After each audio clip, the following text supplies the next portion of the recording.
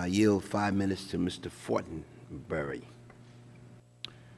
Thank you, Mr. Chairman. If you decide to start a subcommittee on oversight of AIG, I will volunteer to serve on it.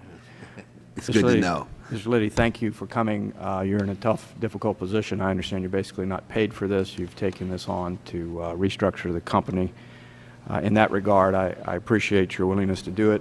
You very much understand, though, the cynicism with which very often your testimony is met because of the pent-up anger, particularly in Congress, but more specifically among the American people, about the reckless actions of this company previously. And in that regard, I'd like to take a step back, if we could, and trace a process by starting with just a general question. Can you explain to the American people who is AIG? You were formerly organized as a thrift holding company, the various business components of that. The business sector, or one of those components that went bad in terms of the creation of exotic financial instruments, and then how are you suggesting a restructuring of the company and management to deal with it? Sure. AIG consists of a number of component parts, and let's just think about it as a string. There are property casualty businesses. There are worldwide life and savings businesses. There are domestic life and savings businesses. There's a couple of large businesses like International Lease Finance. I think we own more airplanes than any other entity in the world. And in that general area, there's also the AIG financial products. So most of what I've tried to describe very briefly just now is it's an insurance company, with a few exceptions. One of those large exceptions was, starting in about 1987 or so, AIG got into a non-insurance business called AIG Financial Products, FP for short. And that's where we wrote very sophisticated derivatives, credit default swaps, hedges, and things of that nature. The credit default swaps generally performed well until the complete liquidity collapse that occurred in '07. Many of the credit default swaps, the multi-sector credit default swaps that were written by AIG, were tied to the housing market. When the housing market collapsed, those credit default swaps called for the posting of collateral. We had to keep ensuring the value of those instruments, and we ran into a severe liquidity squeeze. That's when the Federal Reserve and the United States Treasury came forward, and the first rescue package was essentially a loan of up to $85 billion extended to us by the Federal Reserve.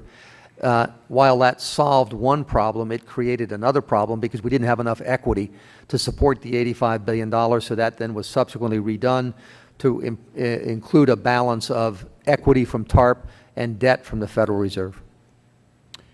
You stated that the default swaps performed well. However, the reserves underlying the risk to manage those default swaps were clearly not there, which begs the earlier question about the overall structure in which AIG was operating under, a thrift holding company, and the lack of regulatory oversight there. Yeah, as you know, Congressman, I was not there. I've been at the helm for 8 months, and so my time and energy is focused on today and tomorrow and less on yesterday.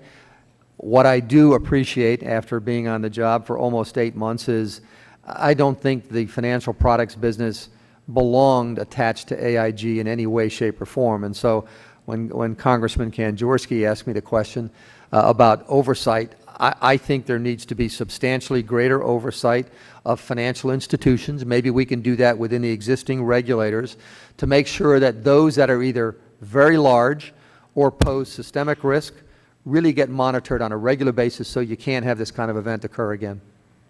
Let's quickly move to an issue of the bonuses. We were told earlier it was $120 million in 2008. New information has come out that it is $450 million. Why the discrepancy?